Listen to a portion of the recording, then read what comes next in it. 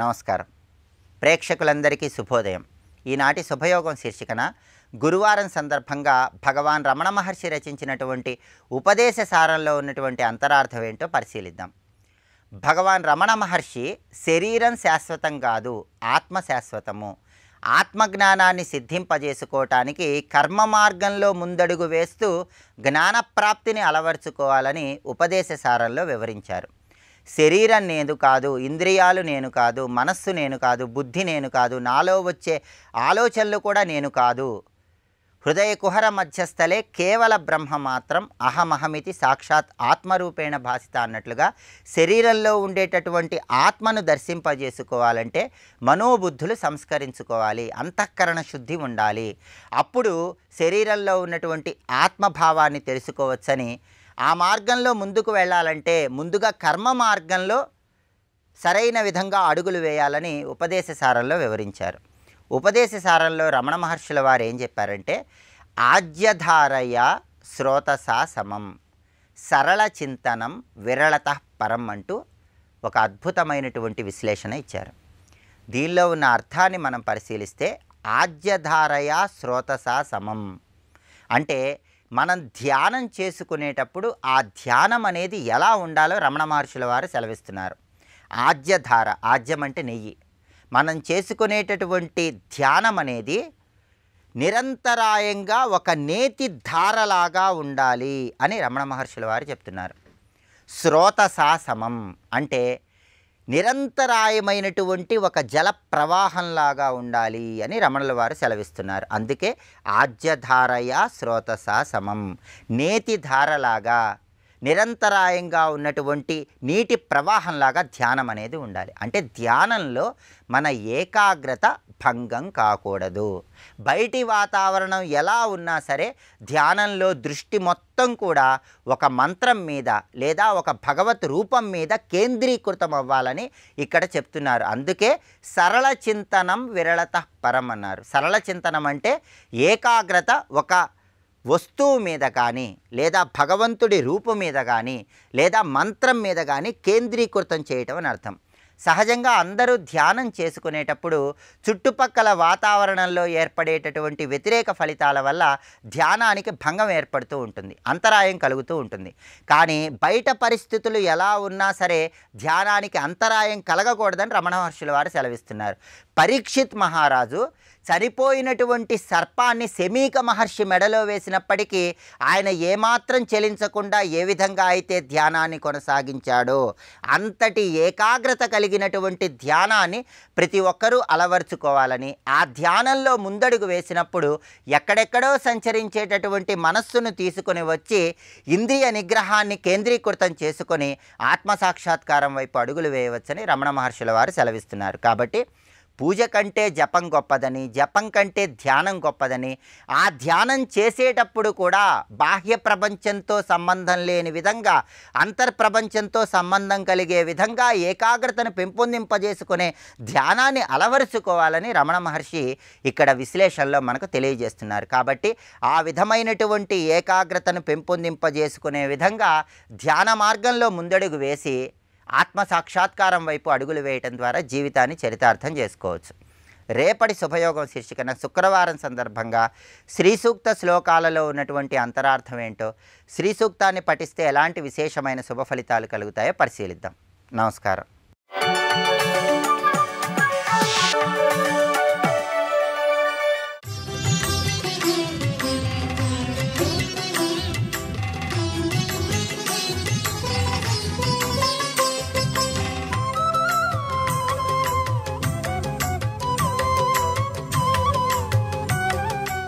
విశ్వానికి బీజము నేనే అని చెప్పడం కోసం ముందు ఒక బీజంగా వ్యక్తమయ్యాడు.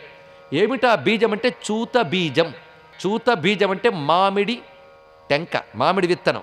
ఆ మామిడి విత్తనంగా ఉన్నటువంటి వాడు ఒక్కసారి మార్కండేయుని అనుగ్రహించడం కోసం దాని నుంచి ఒక వృక్షాన్ని ఉత్పన్నం చేశాడు. ఆ వృక్షం ఎలాంటిదంటే వేద వృక్షం అన్నాడు ఇక్కడ. అంటే వేదం వృక్షంగా వ్యక్తమయ్యాడు. అంటే ఇక్కడ కనబడుతున్న మామిడి చెట్టు వేద రూపమైన వృక్షము. వేదాన్ని వృక్షంగా వర్ణిస్తారు. వేదము సాక్షాత్ శివస్వరూపమే. వేద శివశివో వేద అని కదా శాస్త్రం. వేదమంతా శివస్వరూపం. అందుకే పరమేశ్వరుడు మామిడి విత్తనం రూపంలో ప్రపంచాన్ని తనలో దాచుకున్న పరమాత్మ తన నుంచి వేదవృక్షాన్ని విస్తరింపజేశాడు. అందులో అనేక కొమ్మలు, అంటే వేదాల్లో అనేక శాఖలు ఉన్నాయి. ఆ శాఖల్లో రకరకాల మంత్రాలు ఉంటాయి. వేదములో ఉన్న శాఖలే కొమ్మలై, మంత్రములే ఆకులై, వేదము ద్వారా లభించే జ్ఞానమే ఫలమై మామిడి చెట్టు కనబడుతుంది. ఇది పరిశీలించవలసిన అందమైన అంశం. కనుక ఏకామ్రనాథుడిని ఎప్పుడు భావించినా అది వేదవృక్షమని, ఆ కొమ్మలు వేదశాఖలని, ఆ ఆకులు ఛందాంసి యస్య పర్ణాని యస్తం వేద సవేదవిత్ అని చెప్పినట్లుగా వేద మంత్రములే ఆకులని, అదేవిధంగా వేదము ద్వారా లభించేటువంటి జ్ఞాన ఫలమే ఏకామ్ర ఫలము. ఎందుకంటే ఎంత చెట్టైనా తెలుసుకోవాల్సిన జ్ఞానం మాత్రం ఒక్కటేనండి. ఆకులు ఎన్నైనా ఉండొచ్చు, రెమ్మలు ఎన్నైనా ఉండొచ్చు, పళ్ళు ఎన్నైనా ఉండొచ్చు, కానీ ఆ పళ్ళ నుంచి వచ్చే రసం మాత్రం ఒక్కటే. ఆ రసం ఏమిటంటే బ్రహ్మ విద్య, జ్ఞానము, మోక్షము. ఆ మోక్షం ఒకటే. మోక్షాలు ఎన్నో ఉండవు, సుఖాలు ఎన్నో ఉంటాయి, కానీ మోక్షం మాత్రం ఎప్పుడూ ఒక్కటే. ఏకమద్వితీయం బ్రహ్మ. కనుక ఏకమైనటువంటి మోక్షమనే ఫలాన్ని ఇచ్చే చెట్టు కనుక ఏకామ్ర వృక్షము. ఇది తెలుసుకోవాల్సినది. ఒకే మామిడి చెట్టు అంటే ఎంత ప్రళయకాలంలో ఏ చెట్టు కనబడకుండా ఒకే చెట్టు కనబడింది కనుక ఏకామ్ర వృక్షం అని పేరు. ఆ ఒకే చెట్టు ఒకే ఫలమైన మోక్షాన్ని ఇస్తోంది కనుక ఏకామ్ర వృక్షం అని పేరు. ఈ రెండు అర్థాలు మనం చెప్పుకుంటున్నాం. అలాంటి ఏకామ్ర వృక్ష రూపంలో పరమేశ్వరుడు దర్శనమిచ్చాడు. ఎప్పుడైతే కొట్టుకుపోతున్నటువంటి నీటిలో నీరు తప్ప మరేది కనబడని పరిస్థితిలో మార్కండేయుడికి ఆ మామిడి చెట్టు కనబడింది. ఒక్కసారి ఊరట కలిగిందండి. ఎందుకంటే నీటిలో కొట్టుకుపోతూ ఉన్న స్థితిలో ఒక్కసారి ఒక నేల భాగము, ఒక వృక్షము కనబడితే అమ్మయ్య అనిపిస్తుంది, అవునా లేదా? అంత మార్కండేయుడికి ఊరట కలిగింది. ఊరట కలగడమే కాదు, ఆ చెట్టు మొదట్లో కుర్రాడు కనబడ్డాడు. ఇది ఇంకా ఆశ్చర్యకరమైన అంశం. ఎందుకంటే మనం ఒక్కరమే భయపడుతూ ఉంటే ఇంకెవడో నవ్వుతూ కనబడ్డాడు అనుకోండి, మనకు ధైర్యం వస్తుంది, అమ్మయ్య. అదే అంతకుముందు ఎప్పుడో ప్రళయకాలంలో మర్రాకు మీద కుర్రవాడు కనబడ్డాడు కృష్ణుడు, అప్పుడు ధైర్యం వచ్చింది దీనికి. ఇప్పుడు మరో కుర్రాడు కనబడుతున్నాడు. ఎవడా కుర్రాడు చూద్దాం. ఆ మామిడి చెట్టు దగ్గర కుర్రాడు ఉన్నాడు. ఎందుకంటే ఆ కింద ఎక్కడ మట్టి ఏం కనబడుతుందా ఏమిటి, అది ఎంతవరకు కనబడుతుందో అదే మూలం అనుకోవాలి. అక్కడ చక్కగా కుర్రవాడు కూర్చుని కనబడుతున్నాడు. దేని మీద కూర్చున్నాడు అంటే చూపిస్తున్నారు అద్భుతమైన విషయాన్ని. ఇక్కడ ఆయన కూర్చున్నది ఒక రమ్యమైన నెమల మీద కూర్చున్నాడు. ఆ చెట్టుకున్న పండు తింటూ కూర్చున్నాడు. ఆయన సుబ్రహ్మణ్య స్వామి. సుబ్రహ్మణ్య దర్శనమైంది. ఆ సుబ్రహ్మణ్యుడు నేటికి కనబడతారండి. రసాల వృక్షానికి కొంత దగ్గరలో కార్తికేయుడు ఉన్నాడు అని. ఆ కార్తికేయుడు ఈయన. అంటే ఎంత ప్రళయకాలం వచ్చినా కాంచీక్షేత్రం కాపాడబడుతూ ఉంటుంది అని చెప్పడానికి ఇది. తాత్కాలికంగా జలమధ్యంలో నిమజ్జనమైన మళ్ళీ సృష్టి జరిగినప్పుడు బయటకు వచ్చి వ్యక్తమవుతుంది కాంచి. అది తెలుసుకోవాల్సిన గొప్పతనం. అందుకు అక్కడ ఉన్నటువంటి ఆ ఏకామ్రనాథుడు ఎప్పుడూ ఉంటాడు. మార్కండేయుడి కోసం బయటకు వచ్చి కనబడింది వృక్షం. ఆయన కోసం బయటకు వచ్చి కనబడ్డాడు షణ్ముఖుడు. ఆ కుమారస్వామిని చూసిన వెంటనే ఆనందంతో నమస్కరించాడు ఆయన. ఏమిటి స్వామి ఇదంతా ఏమిటి అని అంటే, ఈ క్షేత్రం పేరు ప్రళయజిత్ క్షేత్రము అని చెప్తున్నాడు. అంటే కాంచీ క్షేత్రానికి మరొక పేరు ప్రళయజిత్. అంటే ప్రళయాన్ని కూడా జయించినటువంటి క్షేత్రం ఇది. ఎందుకంటే ఈ క్షేత్రము ఎల్లవేళలా మహాత్రిపుర సుందరి యొక్క తేజస్సు చేత రక్షింపబడుతుంది. ఇది తెలుసుకోవాల్సింది. అందుకే కాంచీ క్షేత్రంలో అడుగు పెడితే ధన్యులు. అమ్మవారు ఉన్నారు. ఇవి ఏవి విన్నారు వీటిని స్మరిస్తూ దర్శనం చేస్తే తప్పకుండా దేవతల అనుగ్రహం లభిస్తుంది. కనుకనే ముందు శాస్త్రం విని క్షేత్రం దర్శిస్తే ఫలితం ఎక్కువగా ఉంటుంది. అడుగడుగున ఓహో అక్కడ విన్నది ఇదనమాట అని ఒక భావం మీకు కలగగానే అక్కడ దేవతతో మీ మనసు కనెక్ట్ అవుతుంది, అనుసంధానం అవుతుంది. ఇది తెలుసుకుని అందుకే ముందు శాస్త్రం ద్వారా శ్రద్ధ ఏర్పరచుకుని శ్రద్ధతో క్షేత్రయాత్ర చేయమని పెద్దవాళ్ళు చెప్తూ ఉన్నారు. అందుకు పవిత్రమైన ఈ క్షేత్రంలో సుబ్రహ్మణ్యుడు వివరిస్తున్నాడు ఇక్కడ మార్కండేయునికి. ఇది సాక్షాత్తు అనేక శాఖలతో ఉన్న వేదవృక్షము, శివస్వరూపము. నేను జ్ఞానఫలాన్ని స్వీకరిస్తున్నాను. చాలా అందమైన మాట చెప్పాడు సుబ్రహ్మణ్యుడు. ఆ శివతత్వ రూపమైన జ్ఞానఫలాన్ని స్వీకరించడం చేతనే ఆయన గురువయ్యాడు. మొత్తానికి సుబ్రహ్మణ్యుడు గురుస్వరూపము. స్కందుడు శ్రీ విద్యలో కూడా గురువుగా చెప్పబడుతూ ఉంటాడు. అందుకే శ్రీ విద్య గురు పరంపరలో స్కందునికంత ప్రాధాన్యం ఉన్నది. సుబ్రహ్మణ్యుడు జ్ఞానమూర్తి. సుబ్రహ్మణ్యుని అనుగ్రహం ఉంటేనే శివజ్ఞానం వస్తుంది. అందుకే సుబ్రహ్మణ్య తత్వం ఎప్పటికప్పుడు భారతదేశాన్ని అనుగ్రహించడం కోసం వస్తూ ఉంటుంది. రామచంద్రమూర్తి విశ్వామిత్రుడితో పాటు వెళుతూ ఉంటే విశ్వామిత్రుడు సుబ్రహ్మణ్య కథ చెప్తాడు రామాయణంలో. అలాగే భారతంలో మార్కండేయుడు, ఈ మార్కండేయుడే ధర్మరాజుకు సుబ్రహ్మణ్యుడి కథ చెప్తాడు. ఎందుకంటే ఆ కాలంలో అసురశక్తులను దునుమాడడానికి వచ్చిన రామచంద్రమూర్తి, ద్వాపర యుగంలో అసురశక్తులను దునుమాడడానికి కృష్ణ పరమాత్మ, సుబ్రహ్మణ్యుని యొక్క ఒకానొక తత్వమని చెప్పడం కోసం వాల్మీకి వ్యాసులు అందించారు. ఎప్పుడైనా సరే దుష్టశక్తులు పెరిగిపోతూ దైవశక్తులకు బలం తగ్గితే సుబ్రహ్మణ్యుని అవతారం కావాలి, ఆయన అనుగ్రహం కావాలి. మనందరం కూడా స్కందుని ఆరాధిద్దాం. స్కందారాధన అవసరం. అంతేకాదు ఈ స్కందుడే ఎప్పటికప్పుడు శివశక్తులు ఏకరూపంగా అవతరించి ఒకవైపు ధర్మాన్ని నిలబెడతాడు, మరొక వైపు జ్ఞానాన్ని ఇస్తాడు. అందుకు భగవదవతారం రెండు చెయ్యాలండి. ధర్మాన్ని నిలబెట్టాలి, జ్ఞానాన్ని ఇవ్వాలి. ధర్మం నిలబెడితే లోకానికి క్షేమం, జ్ఞానం లభిస్తే మోక్షం లభిస్తుంది. కనుక లోకం నిలబడడానికి ధర్మము, వ్యక్తికి మోక్షం కోసం జ్ఞానము, ఈ రెండూ కావాలి. కనుక ధర్మము జ్ఞానము ఈ రెండూ ఇవ్వడం కోసం భగవంతుడు ఏదో రూపంలో వస్తాడు. కనుక నారాయణ రూపములైన రామకృష్ణులకు శివశక్తుల రూపమైన స్కందునికి భేదము లేదు. ఇది తెలుసుకోవాలి. ఎప్పటికప్పుడు స్కందావతరణం జరగాలని ప్రార్థన చేయాలి. ఈ రహస్యం మనం తెలుసుకుంటే సుబ్రహ్మణ్యుడు అనుగ్రహంతో గురు రూపాలు ఎన్నొచ్చాయో మనం తెలుసుకోవాలి ఒక్కసారి.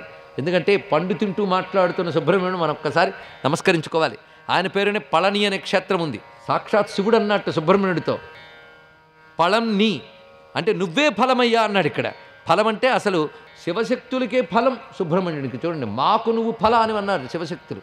చెప్పడానికి ఏమున్నది, ఆయనే ఫలస్వరూపుడు. ఫలం అంటే మోక్షం అని చెప్పుకున్నాం. మోక్షస్వరూపుడు, జ్ఞానస్వరూపుడు. అందుకే ఫలం తింటూ కనబడ్డ ఫలస్వరూపుడు సుబ్రహ్మణ్యుడు. స్వస్తి.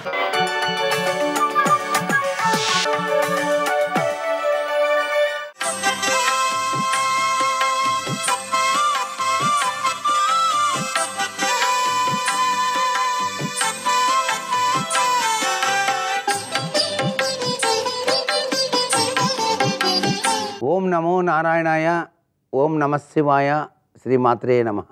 ఈరోజు మానవ జీవితంలో నాగదోషాలు అనేటువంటివి ఎక్కువగా ఉంటూ ఉంటాయి చాలామందికి జాతకరీత్యా. కాలసర్పదోషం, నాగదోషం, కర్కోటక కాలసర్పదోషం ఇత్యాది దోషాలు చెబుతూ ఉంటారు. వీటన్నిటి నుంచి బయటపడటానికి ఏం చేయాలి? మనం ఆచరించవలసినటువంటి విధి విధానం ఏమిటి అని ఆచరిస్తే తప్పనిసరిగా సుబ్రహ్మణ్యేశ్వరుని ఆరాధన చేయాలి. సుబ్రహ్మణ్యోం అని చెప్పేసి 11 సార్లు ధ్యానం చేస్తూ సుబ్రహ్మణ్య ఉపాసన చేసి సుబ్రహ్మణ్య స్తోత్రపఠనం చేసి పుట్ట దగ్గరకు వెళ్ళి పాలు అలాగే చలిమిడి సమర్పించి సర్ప పూజ అనేటువంటిది తప్పనిసరిగా పుణ్యక్షేత్రాల వద్ద చేయించుకోవాలి.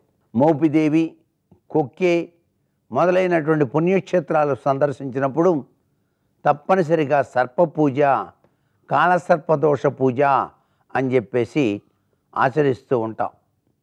ఇటువంటివి ఆచరించడం చేత మనకు జాతకరీత్యా జన్మజన్మాంతరాల రీత్యా వచ్చినటువంటి సర్పదోషాలన్నీ కూడా తొలగిపోతాయి. అందుకే నాగుల చవితి వచ్చినప్పుడల్లా మనం నాగుల చవితికి నాగేంద్ర నీకు పుట్ట నిండా పాలు పోసేము తండ్రి అంటూ ఆ స్వామిని కొలిచేటువంటి సాంప్రదాయ లక్షణం మన భారతదేశంలో ఉంది. నాగుల యొక్క గొప్ప విశేష లక్షణం, ఆయన ఆదిశేషుడుగా సాక్షాత్తు విష్ణుదేవునికి వాహనంగా కూడా ఉన్నాడు కదా. అందుచేత పాలకడలిపై శేషతల్పమున పవడించేవా మహానుభావ అని విష్ణుదేవుని మనం కీర్తిస్తాం. సర్ప పూజ అనేటువంటిది ప్రాచీన కాలం నుంచి వస్తున్నటువంటి విశిష్టవంతమైనటువంటి పూజలు. కాబట్టి మనకి సంతానం కలిగినప్పుడు కూడాను నాగ, శేష అనేటువంటి పేర్లు కూడాను ఆ పిల్లలకు పెట్టుకునేటువంటి సాంప్రదాయం వచ్చింది. కాబట్టి నాగేంద్రహారాయ నమశివాయ అంటూ మనం ప్రతినిత్యం శ్లోకాన్ని కూడా చదువుకోవాలి. ఎందుకంటే ఆయన సర్పభూషణుడు, పరమేశ్వరుడు. కాబట్టి ఇక్కడ నాగారాధన చేసేటప్పుడు శివారాధన తప్పనిసరిగా కలిగి ఉంటుంది. ఎక్కడ నాగారాధన చేస్తే అక్కడ సుబ్రహ్మణ్య ఆరాధన మిళితమై ఉంటుంది. ఇదంతా శివ కుటుంబానికి సంబంధించినటువంటి గొప్ప విశేష ప్రక్రియగా మనం గమనించాల్సి ఉంటుంది. అందుచేత ఎప్పుడైతే కాలసర్ప దోషాలు ఉన్నాయి అని చెప్పేసి తెలుసుకున్న ప్రతి ఒక్కరూ సుబ్రహ్మణ్య ఆలయానికి వెళ్ళి అక్కడ ఆవు పాలు పుట్టలో పోసి ప్రదక్షిణాలు చేసి రావాలి. అలా చేసినట్లయితే సర్వ విధాలా కూడా శ్రేయోదాయకంగా ఉంటుంది సుమా అంటోంది శాస్త్రం. సర్వే జనా సుఖినో భవంతు.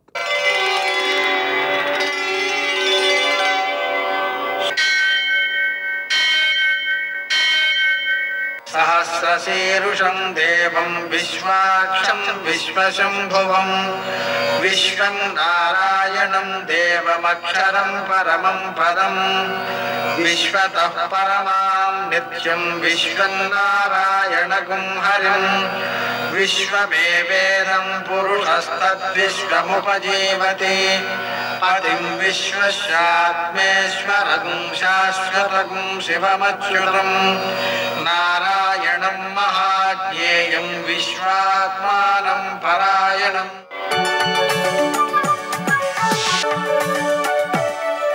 सूर्यशौर्यमथेन्दुरिन्द्रपदवी सन्मङ्गलं मङ्गलम्। నమస్తే భగవన్ దేవదత్తాత్రేయ జగత్ప్రభో సర్వబాధా ప్రశమనం కురు శాంతిం ప్రయచ్చమే. నేటి కాలమాన విశేషాలను గమనిద్దాం. స్వస్తి శ్రీ చాంద్రమాన క్రోధినామ సంవత్సరం దక్షిణాయనం గ్రీష్మ ఋతువు ఆషాఢమాసం కృష్ణపక్షం గురువారం. సూర్యోదయం 5:57 సూర్యాస్తమయం 6:48. తిథి పంచమి రాత్రి 1:59 వరకు. నక్షత్రం పూర్వభాద్ర సాయంకాలం 4:17 వరకు. వర్జం రాత్రి 1:11 నుంచి 2:40 వరకు. దుర్ముహూర్తం ఉదయం 10:14 నుంచి 11:05 వరకు. మరల మధ్యాహ్నం 3:22 నుంచి 4:14 వరకు. అమృతకాలం ఉదయం 8:56 నుంచి 10:24 వరకు. రాహుకాలం గురువారం కాబట్టి మధ్యాహ్నం 1:30 నుంచి 3 గంటల వరకు. అష్టకౌర్గరీత్యా శుభప్రదమైన సమయం ఉదయం 7:05. నేటి విశేషం గురు పంచమి యోగం. ఈ సందర్భంగా స్నానం దానం విశేషమైన సత్ఫలితాలను అందజేస్తాయి. అలాగే గురువారం కాబట్టి దత్తాత్రేయుడిని అనఘాదేవిని పూజించుకోవడం ద్వారా చక్కని బుద్ధి కుశలత, నిత్యానిత్య వస్తు వివేకం, లోకంలో జరిగేటువంటి ఘటనల నుంచే జ్ఞానాన్ని సంపాదించగలిగిన నేర్పు, సంపదను సద్వినియోగం చేసే శక్తి, ఇవన్నీ కూడా సిద్ధిస్తాయి. కాబట్టి ఆ స్వామిని ఆరాధించుకోవడం మంచిది. నేటి ఆణిముత్యాలు.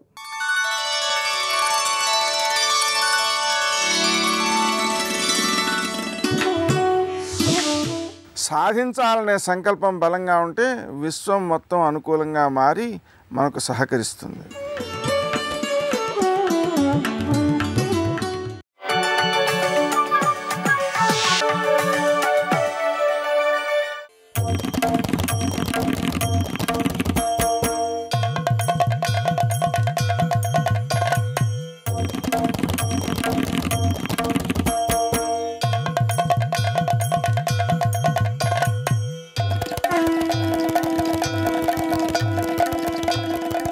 వాడి అందం చూసుకుని కళ్ళు మూసుకుపోయి ఆవిడకు కనపడ్డ వాళ్ళందరినీ విమర్శిస్తున్నాడు.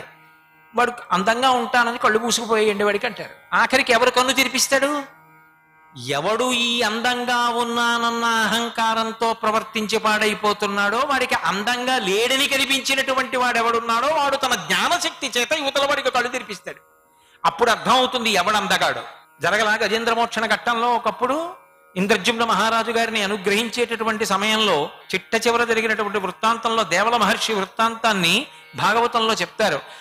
ఆ ఐశ్వర్యం ఉంది కదా అని చెప్పి ఆ నదీ స్నానం చేస్తూ నదిలో జలక్రీడలాగు ఆడుతున్నటువంటి ఆ యక్షులు అక్కడికి వచ్చి దేవల మహర్షి బక్క చిక్కిపోయిన శరీరంతో నీటిలో స్నానం చేస్తుంటే ఎలా ఉన్నాడో చూడని ఆయనతో వెటకారం ఆడి నీటి అడుగు నుంచి వచ్చి ఆయన కాళ్ళు పట్టుకు లాగేశాడు. దేవల మహర్షి పడిపోయారు.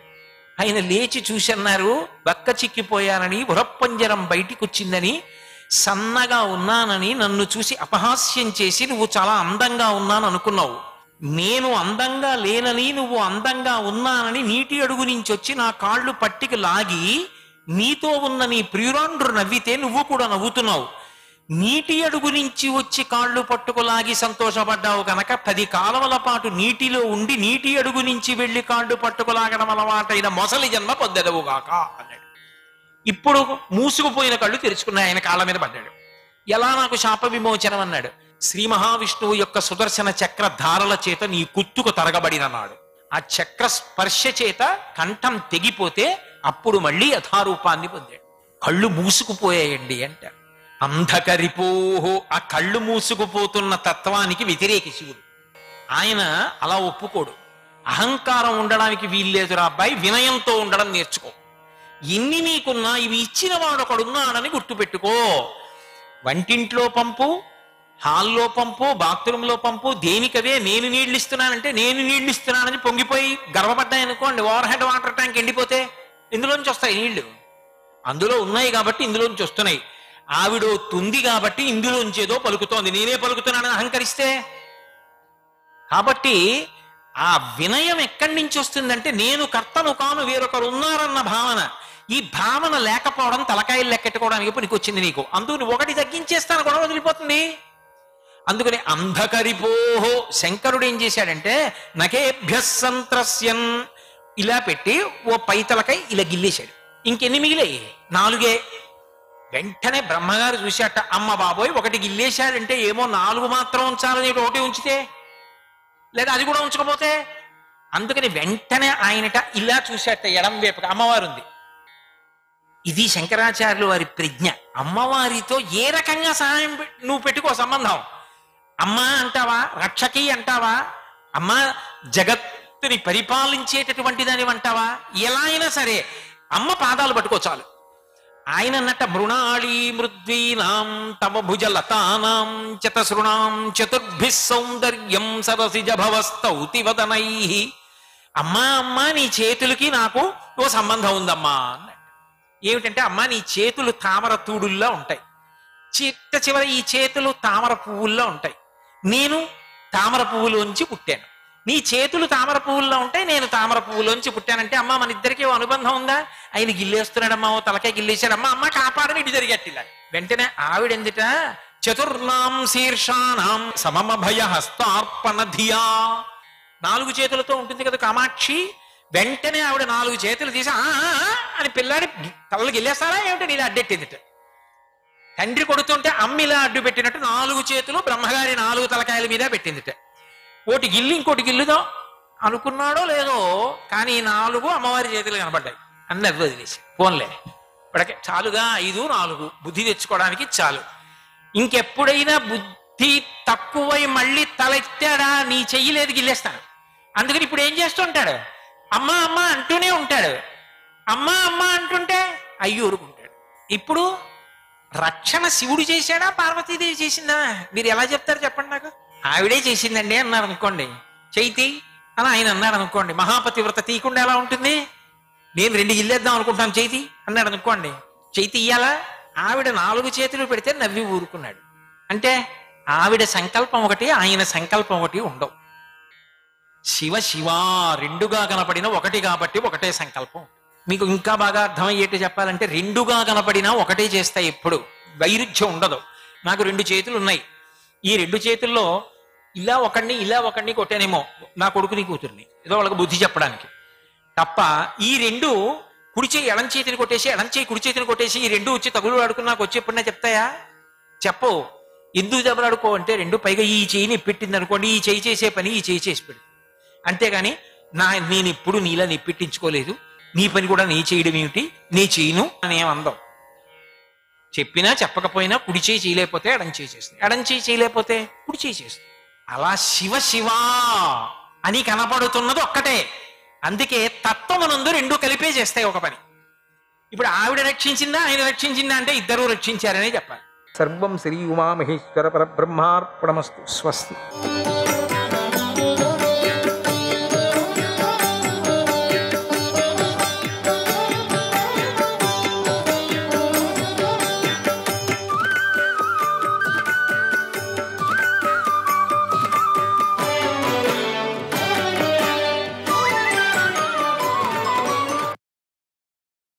యదా చాయం న బిభేతి యదా చాయం న బిభేతి యదా చాస్మాన్న బిభ్యతి యదా చాస్మాన్న బిభ్యతి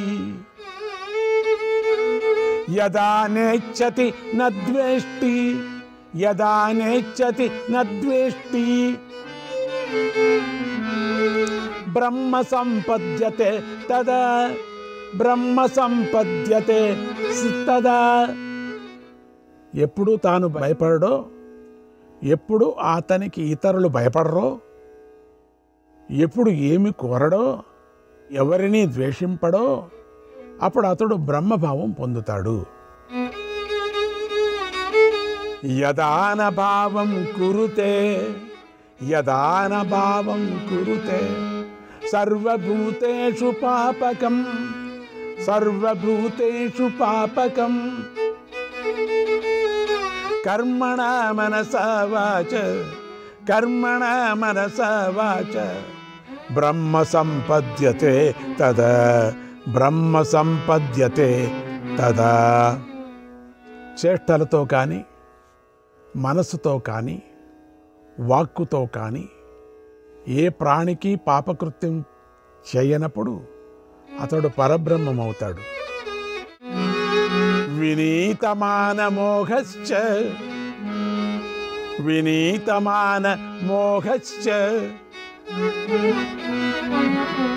బహుసంగ వివర్జితః, బహుసంగ వివర్జితః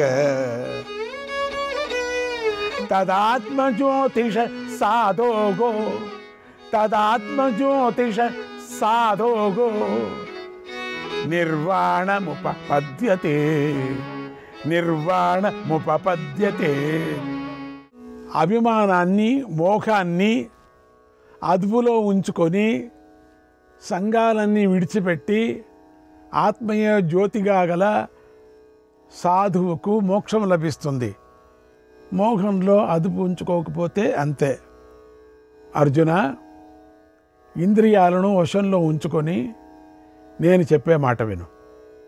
కొందరు ధర్మం కోరుకుంటారు, కొందరు శీలం కోరుకుంటారు, మరికొందరు ధనం కోరుకుంటారు. ధర్మం కోసం ధనం కోరటం కంటే కోరిక విడిచిపెట్టడం మంచిది. ధనం యొక్క దోషమే చాలా పెద్దది. దాన్ని ఆశ్రయించుకున్న ధర్మము అంతటిదే అవుతుంది కూడా. నేను ప్రత్యక్షంగా చూస్తున్నాను, నువ్వు చూడు. ధనం ఆకాంక్షించే వాడికి విడిచిపెట్టవలసిన వాటిని విడిచిపెట్టడం చాలా కష్టం. ధనం వెంట పరిగెత్తే వాళ్ళలో మంచిదనం దుర్లభం. ఒకవేళ సద్బుద్ధి చేత ధనం లభించినా అది విరుద్ధ ఫలాన్నే ఇస్తుంది. స్థిరమైన ప్రవర్తన లేకుండా దుఃఖం కలుగుతుందనే భయం లేనివాడు ఆశతో అల్ప విషయానికే ద్రోహబుద్ధి గలవాడవుతాడు. దుర్లభమైనటువంటి ధనం పొందిన లోపి దాన్ని సేవకులకు ఇచ్చి కూడా దొంగల భయం వల్ల నిత్యము పరితపిస్తూనే ఉన్నట్లు దుఃఖాన్నే పొందుతున్నాడు. ఆ ధనం పుచ్చుకున్న సేవకులు కూడా దోషులవుతారు. అధనం కస్య కిం వాచ్యః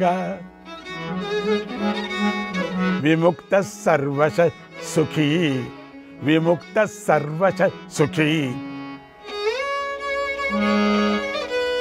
దేవస్వముపగృహ్యైవ, దేవస్వముపగృహ్యైవ ధనేన న సుఖీ భవేత్, ధనేన న సుఖీ భవేత్. ధనం లేనివాడు ఎవని వల్లనూ మాట పడవలసిన అవసరం లేదు. అంతే కదా, వాడి దగ్గర ఏం లేదు, వాడినే ఏమంటారు, ఆ ఎవరి వల్ల కూడా ఏం యోచనే ఉండదు. అట్లా పోతుంటాడు, వాడికి ఏం పట్టింది. ధనం విడిచిన వాడు అన్ని విధాలా సుఖపడతాడు. ఆహా, అది బాగుంది కదా. దేవుని సొమ్ము కూడబెట్టి ఆ ధనంతో ఏ మానవుడు సుఖపడలేడు. ఈ విషయంలో యజ్ఞ సముదాయంలో వేద విద్వాంసులు చెప్పుకునే ఒక గాథను పురాణవేత్తలు ఇలా పాడుతూ ఉంటారు. యజ్ఞం కోసమే బ్రహ్మ సంపదలను సృష్టించాడు. యజ్ఞం కోసమే పురుషుని రక్షకుని సృష్టించాడు. అందుచేత ధనమంతా యజ్ఞంలోనే ఉపయోగించాలి. అర్జున, స్వార్థంలోనూ యజ్ఞంలోనూ వినియోగించే ధనాన్ని బ్రహ్మదేవుడు మానవులకు యజ్ఞం కోసమే ఇస్తాడని తెలుసుకో. అందుచేత ఆ ధనం ఏ ఒక్కరిది కాదని మానవులు తెలుసుకోవాలి. అందుచేత ధనాన్ని శ్రద్ధతో దానం చేస్తూ ఉండాలి. ధనంతో యజ్ఞాలు చేస్తూ ఉండాలి. లభించిన ధనాన్ని త్యాగము, దానము చేయడమే మేలు. దాన్ని అనుభవించడం, కూడబెట్టడం మంచిది కాదు. త్యాగమనే మహత్కార్యం తన ముందు ఉండగా కూడబెట్టడం వల్ల ఏ ప్రయోజనం లేదు. పాత్రత ఎరిగి అర్హులకు మాత్రమే దానం చేయాలి. అనర్హతే యద్దదాతి అనర్హతే యద్దదాతి న దదాతి యదర్హతే. అర్హానర్హ పరిజ్ఞానాత్ అర్హానర్హ పరిజ్ఞానాత్ దానధర్మోపి దుష్కరః దానధర్మోపి దుష్కరః. అర్హత లేని వాడికి ఇవ్వడము, అర్హునికి ఇవ్వకపోవడము రెండూ పాపమే.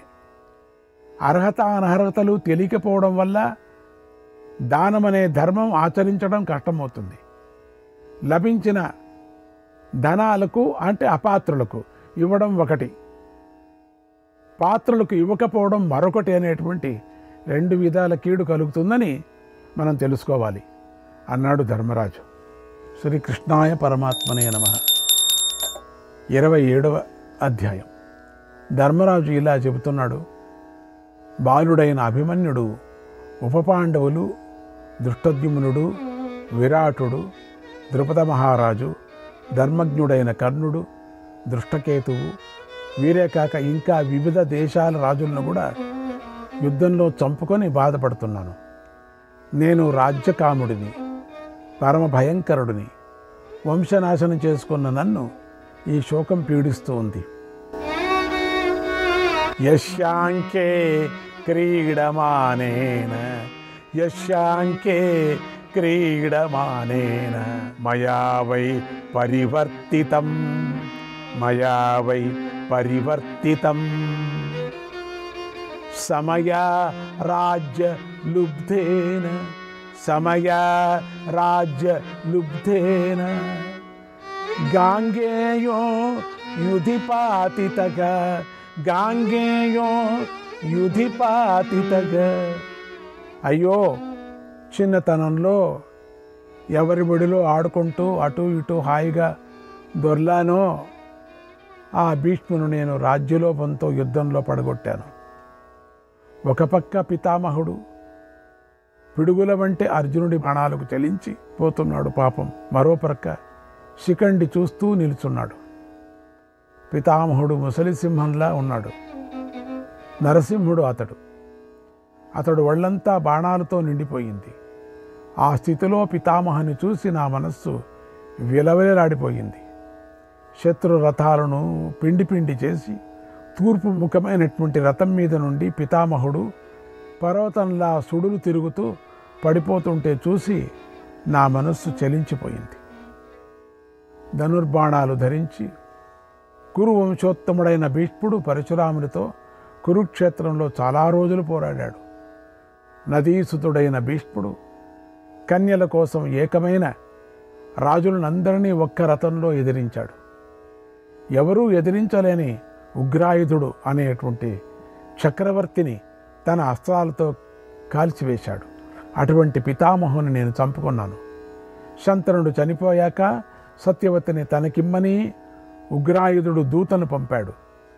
అప్పుడు భీష్ముడు మైలు అయిన తరువాత వాడిని తన అస్త్రాలతో దగ్ధం చేశాడు. తనకు మృత్యువైన శిఖండిని బాణాలతో పడగొట్టకుండా రక్షించిన పితామహుడు అర్జునుని చేత పడగొట్టబడ్డాడు. మహర్షి నెత్తుడితో తడిసి నేలపై పడిన తాతను చూసేటప్పుడే అతి తీవ్రమైన జ్వరం నన్ను ఆవేశించింది. చిన్నతనంలో మమ్మల్ని పెంచి కాపాడిన మహాత్ముడు అతడు. నేను రాజ్యలోభిని, పాపిని, మూఢుడిని, గురుహంతకుడిని. కొద్ది కాలం చేసే రాజ్యం కోసం ఆయనను చంపుకున్నాను. ఒక గురువైన ద్రోణుడు గొప్ప విలుకాడు, రాజులందరి చేత పూజింపబడినవాడు. అటువంటి గురువు దగ్గరికి వెళ్ళి పాపినైన నేను గురుపుత్రుని గురించి అబద్ధం చెప్పాను. ఆ గురువు గారు నన్ను, రాజా నువ్వు నిజం చెప్పు, నా కొడుకు జీవించున్నాడా అని అడిగాడు. పాపం ఆ బ్రాహ్మణుడు నన్ను సత్యవంతుడని నమ్మి అడిగాడు. కుంజరం చాంతరం కృత్వా మిథ్యోపచరితం మయా మిథ్యోపచరిత మయా. ఏనుగును అడ్డం పెట్టుకొని నేను అబద్ధం చెప్పాను. నేను రాజ్యలోపంతో గురువును చంపిన పాపిని. సత్యమనే కవచం తీసివేసి యుద్ధంలో అశ్వత్థామ చనిపోయాడని చెప్పాను. నిజానికి చనిపోయింది అశ్వత్థామ అనే ఏనుగు.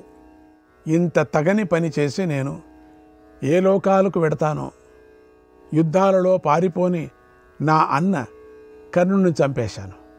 నాకంటే పాపి మరొకడు ఇవ్వడు. కొండలలో పుట్టిన సింహం వంటి బాలుడైన అభిమన్యుణ్ణి ద్రోణరక్షణలోని సేనలోకి లోభంతో ప్రవేశ నేనే పెట్టాను.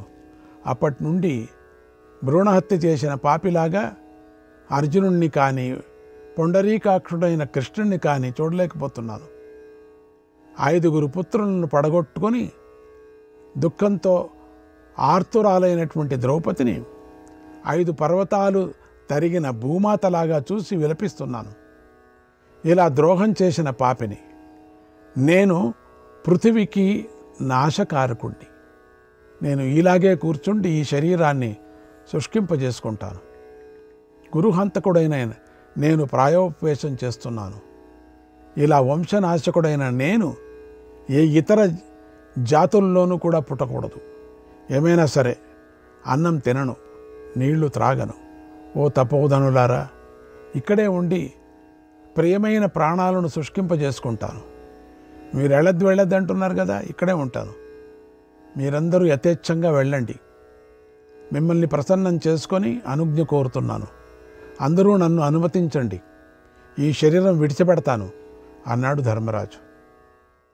ఎంత చెప్పినా ఇదే మొండి. ఇలా అంటూ బంధు శోకంతో విలవిలలాడిపోతున్నటువంటి ధర్మరాజును వ్యాసుడు పట్టుకొని, అలా కాదు మహారాజా, ఇంతగా నీవు దుఃఖించకూడదు. పునరుక్తి అయినా చెబుతున్నాను మళ్ళీ, ఇదంతా విధి ఆట. పుట్టిన జీవుల కలయికలు ఎడబాటుతో ముగుస్తాయి. ఇది తప్పదు. నీటి బుడగల్లాగా పుడుతూ ఉంటాయి, నశిస్తూ ఉంటాయి. సర్వే క్షయాంత నిచయాగ, సర్వే క్షయాంత నిచయాగ, పతనాంత సముచ్ఛ్రయాగ, పతనాంత సముచ్ఛ్రయాగ, సంయోగ విప్రయోగాంతాక, సంయోగ విప్రయోగాంతాక, మరణాంతం హి జీవితం, మరణాంతం హి జీవితం. సంపదలన్నీ వినాశంతో ముగుస్తాయి. అభివృద్ధులన్నీ పతనాలతో ముగుస్తాయి. సంయోగాలు వియోగాలతో ముగుస్తాయి. జీవితము మరణంతో ముగుస్తుంది. సోమరి యొక్క సుఖము దుఃఖంతో ముగుస్తుంది. సమర్థుని దుఃఖము సుఖం కలిగిస్తుంది. ఐశ్వర్యము, లక్ష్మి, లజ్జ, ధైర్యం, కీర్తి అనేవి సమర్థులలో ఉంటాయి, కానీ సోమరిలో కాదు. స్నేహితులు సుఖం ఇవ్వలేరు, శత్రువులు దుఃఖం కలిగించలేరు, ప్రజలు ధనం ఇవ్వలేరు, ధనం సుఖాలను ఇవ్వలేరు. బ్రహ్మ నిన్ను ఎందుకు సృష్టించాడో ఆ పనులు చెయ్యి, వాని వల్లనే నీకు సిద్ధి కలుగుతుంది. కర్మలు విడిచిపెట్టడానికి నీకు స్వాతంత్రం లేదు అన్నాడు వ్యాస మహర్షి. శ్రీకృష్ణాయ పరమాత్మనే నమః. 28వ అధ్యాయం. బంధు శోకంతో ప్రాణాలు వదిలిపెట్టాలి అనుకుంటున్న ధర్మరాజు యొక్క శోకాన్ని వ్యాసుడు ఇలా తీసివేశాడు. ఓ ధర్మరాజా, ఈ విషయంలో పురాతనమైన అశ్మగీతం అనేటువంటి ఇతిహాసం ఒకటి చెబుతూ ఉంటారు, దాన్ని విను. విదేహరాజైనటువంటి జనకునకు ఒకసారి దుఃఖశోకాలు కలిగాయి. అతడు బ్రహ్మజ్ఞాని అయినటువంటి అశ్మకుడిని ఒక సంశయం గురించి ప్రశ్నించాడు. బంధువులు ధనము లభించినప్పుడు కానీ పోయినప్పుడు కానీ శుభాకాంక్షి అయినటువంటి మానవుడు ఎటువంటి స్థితిని పొందాలి, ఎలా ప్రవర్తించాలి అని అడిగాడు. అశ్ముడు ఇలా అన్నాడు: మానవుని ఈ శరీరం ఏర్పడిన వెంటనే ఆ దుఃఖాలు సుఖాలు అనుసరించి వస్తున్నాయి. సుఖ దుఃఖాలలో ఒకటి రాగానే అది అతడి తెలివిని వెంటనే లాగేస్తుంది. ఇలా అంటే వాయువు మేఘాన్ని లాగినట్లు నేను చక్కని పుట్టాను, సిద్ధిని అయ్యాను, నేను సామాన్య మానవుణ్ణి కాను అనుకుంటాడు. ఈ 3 కారణాలతో అతని చిత్తం పట్టు తప్పుతుంది. బాగా ఆసక్తి గల మనస్సుతో తండ్రి సంపాదించిన ధనం ఖర్చు పెట్టి పరుల సొమ్ములు గ్రహించడం మంచిదిగా భావిస్తాడు. హద్దులు మీరి అలా ధనం గ్రహించేవాడిని బోయవాళ్లు బాణాలతో మృగాలను కొట్టినట్లు రాజులు తగిన పద్ధతిలో అదుపులో ఉంచుతారు. రాజా, అటువంటి దొంగలు 20-30 ఏళ్ల వయసులోనే చనిపోతారు, 100 ఏళ్ల వరకు బ్రతకరు. తేషాం పరమ దుఃఖానాం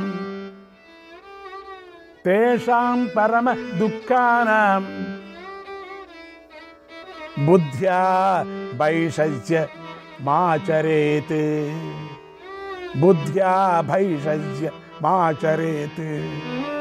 సర్వప్రాణభృతాం వృత్తం ప్రేక్షమాణ స్తతః. ఎంతో దుఃఖం పొందే అటువంటి ప్రాణులు జీవితం చూసి ఇతర జనులు బుద్ధితో ఆ రోగానికి అక్కడికక్కడే మందు వేసుకోవాలి. అనగా అటువంటి పని చేయని నిర్ణయం చేసుకోవాలి. మానసానాం పునర్యోనిః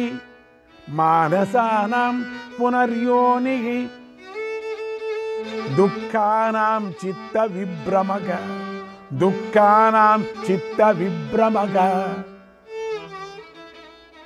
అనిష్టోపనిపాతో వా తృతీయం నోపపద్యతే.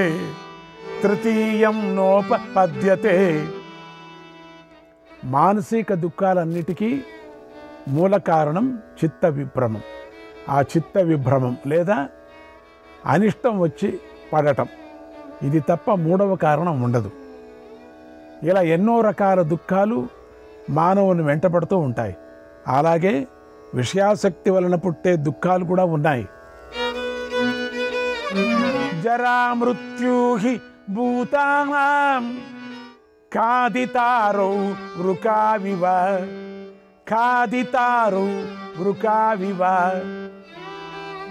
బలినాం దుర్బలానాంచ హ్రస్వానాం మహతామపి.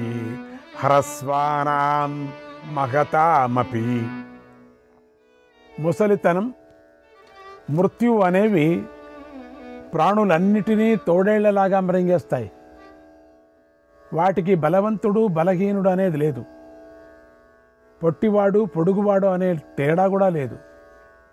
సముద్రమే సరిహద్దుగా కల భూమినంతటినీ గెలిచినవాడు కూడా ముసలితనాన్ని, మరణాన్ని తప్పించుకోలేడు. సుఖం వా యది దుఃఖం భూతానాం పర్యుపస్థితం. శ్రీకృష్ణాయ పరమాత్మనే నమః.